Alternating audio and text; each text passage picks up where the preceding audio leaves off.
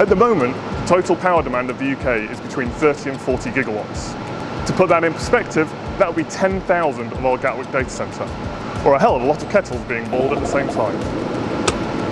There are a number of questions to answer surrounding the energy supply in the UK, and hopefully I can help with that. So, where does the UK's energy come from?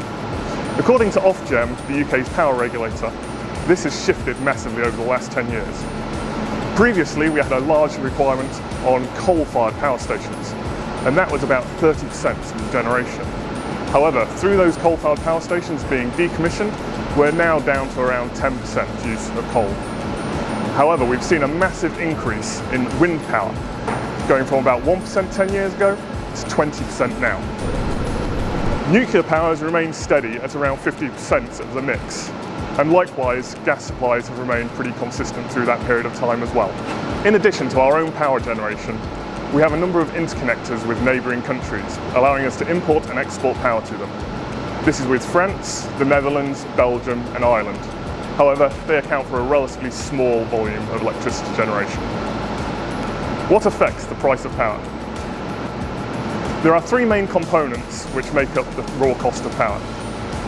These are generation, so where the power is produced, transmission, so getting the power to the right places, and taxes and levies.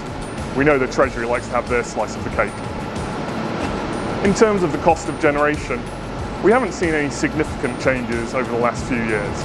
It's remained relatively steady.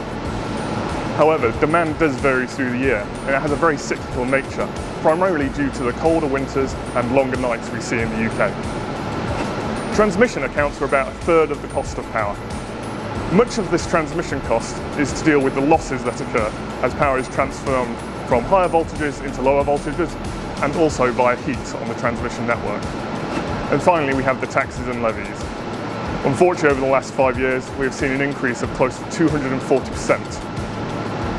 How does that impact on the price of power in a data centre? The price of power for a data centre has two elements: the wholesale cost of power and then a factoring for PUE, or power utilisation efficiency. The PUE figure takes into account the electricity used by your IT hardware versus the overall building support services required. So things like the cooling systems, losses in UPS efficiency and office areas.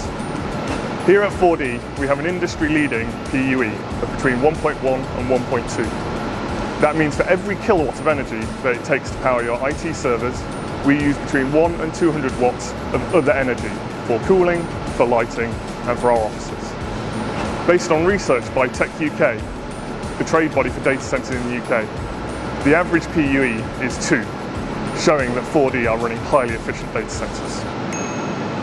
To learn more about power or data centres, follow the link below.